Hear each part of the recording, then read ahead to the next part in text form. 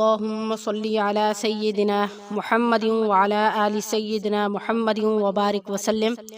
شروع اللہ کے نام سے جو بڑا مہربان اور نہایت رحم کرنے والا ہے۔ معزز ناظرین، آج ایک نئے وظیفے کے ساتھ آپ کی خدمت میں حاضر ہوں۔ تو آج کا عمل جو ہے ان بہنوں کے لیے ہے جو بانجھ پن کا شکار ہیں۔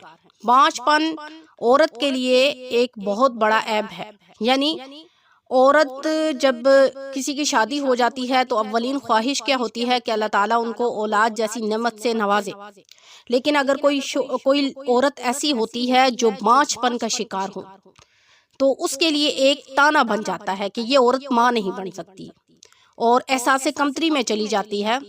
تو لہٰذا انسان کبھی بھی کسی ایسی بیماری کا شکار ہو تو انسان کو کبھی بھی اللہ سے مایوس نہیں ہونا چاہیے، کیونکہ اللہ کی ذات جو ہے وہ اپنے بندے سے 70 ماؤں سے زیادہ پیار کرنے والا ہے۔ تو جب اللہ کی ذات انسان سے 70 ماؤں سے زیادہ پیار کرنے والی ہے تو آپ سوچیں کہ اگر ہم علاج کروانے کے ساتھ ساتھ عملیات یعنی عملوں کو بھی کرنا شروع کر دیں گے، ذکر و اذکار کریں گے، وظائف کریں گے اور اللہ سے مانگیں گے، تو اللہ تعالیٰ غفور الرحیم ہے، وہ بخشنے والا ہے، وہ ہر چیز پر قادر ہے۔ تو کیا وہ ہمارے لیے اس ناممکن چیز کو ممکن نہیں بنا سکتا؟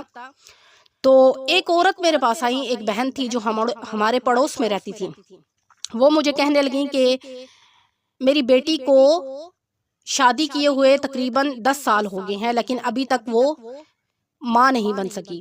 ڈاکٹروں سے بہت علاج کروایا، ابھی بھی کروا رہے ہیں، لیکن ڈاکٹر کہتے ہیں کہ ہم کوشش کر رہے ہیں، علاج ہو رہا ہے، اللہ کی رحمت سے نا امید نہیں ہونا چاہیے۔ تو بہت پریشان تھی بیچاری، کہتی ہیں کہ میری بیٹی کو اولاد نہیں ہو رہی، تو ظاہر ہے اس کا شوہر بہت پریشان ہے، اس کی ساس جو ہے اس کے شوہر کو کہتی ہیں کہ تم دوسری شادی کر لو کیونکہ ہمیں تو وارث چاہیے، ہم چاہتے ہیں کہ اس گھر میں رونق ہو۔ وہ بیچاری بہت پریشان تھی، رونے لگیں، کہنے لگیں کہ یہ تو اللہ کے ہاتھ میں ہے، ہمارے ہاتھ میں تو نہیں ہے، ہم یہ چیز سمجھ سکتے ہیں لیکن آپ کوئی مجھے ایسا عمل بتائیں جو میں اپنی بیٹی کو بتاؤں تو وہ جو ہے عمل کرے، تو تاکہ اللہ تعالیٰ اس کو اولاد نرینہ عطا کرے۔ تو کیا ہے کہ میں نے ان کو یہ عمل بتایا اور اس عمل کے کرتے ہی اللہ کے فضل و کرم سے اللہ رب العزت نے ان کو اولاد جیسی نعمت سے نوازا، ان کے ہاں اولاد نرینہ پیدا ہوئی اور ان کا توکل اتنا گہرا ہو گیا کہ وہ کہتی ہیں کہ میں یقین مانے کہ میں ڈاکٹروں سے زیادہ اللہ پر توکل کرتی ہوں، کیونکہ وہ ذات جس نے ہمیں پیدا کیا وہ ہر چیز کا خالق ہے، مالک ہے۔ اگر انسان کو صحیح معنوں میں اگر اللہ کی قدرت کو پہچانا شروع کر دے تو وہ دنیا کے پیچھے بھاگنا چھوڑ دے۔ بعض اوقات ڈاکٹر بھی لا علاج کر دیتے ہیں کسی چیز کو، لیکن آپ اللہ سے مانگیں تو اللہ تعالیٰ اس چیز کو ناممکن کو ممکن کر کے دکھاتا ہے، لیکن صرف انسان کو اللہ پر گہرا توکل ہونا ضروری ہے۔ تو اگر آپ علاج کروانے کے ساتھ ساتھ یہ عمل کریں گے جو میں آپ کو بتانے لگی ہوں تو انشاءاللہ جو ہماری بہنیں جو ابھی تک بانجھ پن کا شکار ہیں، جن کے ہاں اولاد جیسی نعمت نہیں ہے، وہ اس عمل کو کریں تو انشاءاللہ اللہ کے فضل و کرم سے اولاد اللہ رب العزت ان کو عطا کریں گے۔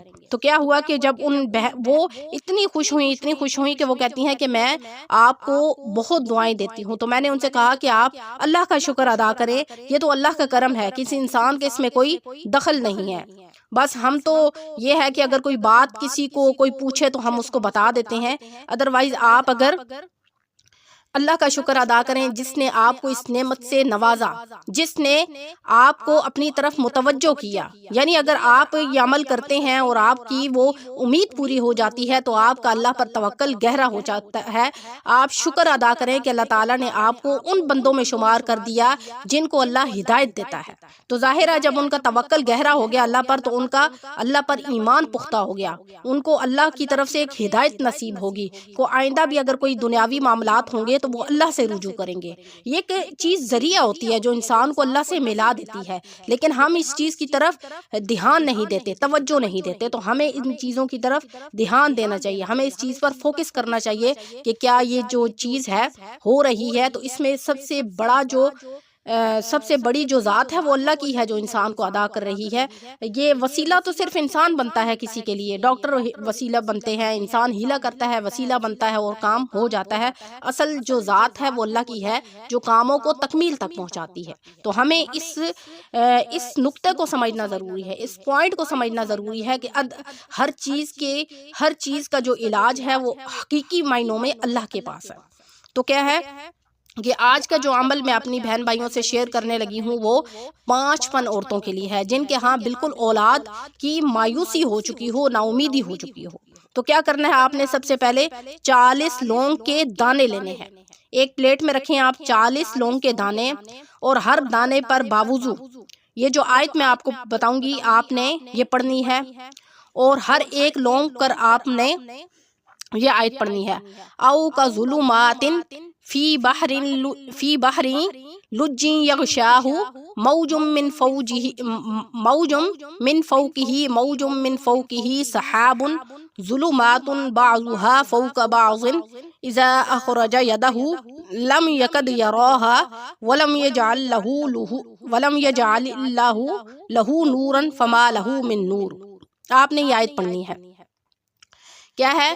او کا ظلمات فی بحر لج یغشاہ موج من فوقہ سحاب ظلمات بعضها فوق بعض اذا اخرج یدہ لم یکد یراها ولم یجعل اللہ لہ نورا فما لہ من نور۔ کیا کرنا ہے آپ نے؟ 40 لونگ کے دانے لینے ہیں اور باوضو حالت میں تنہائی میں بیٹھ جانا ہے۔ جس عورت کے ہاں جو عورت بانچ پن کا شکار ہے وہ خود یہ عمل کرے، اور باوضو حالت میں 7 بار آپ نے ہر ایک لونگ پر آپ نے یہ آیت پڑھنی ہے 7 مرتبہ۔ اور عورت جب غسل کر لے، یعنی حیض سے فارغ ہونے کے بعد جب عورت غسل کرے تو دونوں اس لونگ کو یہ لونگ جو ہے وہ رکھ لیں، اور اس کے بعد دونوں ہم بستری کریں تو انشاءاللہ حمل ٹھہر جائے گا۔ کیا کرنا ہے آپ نے؟ 40 لونگ کے دانے لینے ہیں، اور ہر دانے پر آپ نے باوضو 7 بار اس کو دم کرنا ہے، اور ہر روز ایک لونگ۔ حالت حیض کے بعد جب عورت نہا لیتی ہے، نہانے کے بعد عورت مرد کے ساتھ ہم بستری کرے، اور روزانہ عورت جو ہے وہ ایک لونگ کھا لے، یہ دم کی ہوئی، تو انشاءاللہ اس کے ہاں حمل ٹھہر جائے گا۔ کیا ہے کہ 40 لونگ پر روزانہ ہر روز 40 لونگ پر آپ نے باوضو 7 بار یہ عمل کرنا ہے جو میں نے آیت آپ کو بتائی ہے، اور روزانہ آپ نے ایک لونگ کھا لینی ہے۔ اور جب عورت حیض کے بعد فارغ ہوگی، غسل کر لے گی، تب یہ عمل آپ نے کرنا ہے۔ آپ نے 40 لونگ پر 7 بار یہ آیت پڑھنی ہے، اور روزانہ ایک لونگ عورت نے کھا لینی ہے، اور اس کے بعد میاں بیوی نے آپس میں ہم بستری کرنی ہے۔ تو انشاءاللہ اس دوران اس عمل سے انشاءاللہ اللہ کے فضل و کرم سے حمل ٹھہر جائے گا۔ شرطیہ یہ عمل ہے، آپ آزما کر دیکھیے، انشاءاللہ اس سے آپ کو بہت فائدہ ہوگا۔ تو معزز ناظرین، آج کا وظیفہ یہیں پر ختم کرتے ہیں، انشاءاللہ نیکسٹ وظیفے کے ساتھ آپ کی خدمت میں حاضر ہوں گے۔ السلام علیکم ورحمۃ اللہ وبرکاتہ۔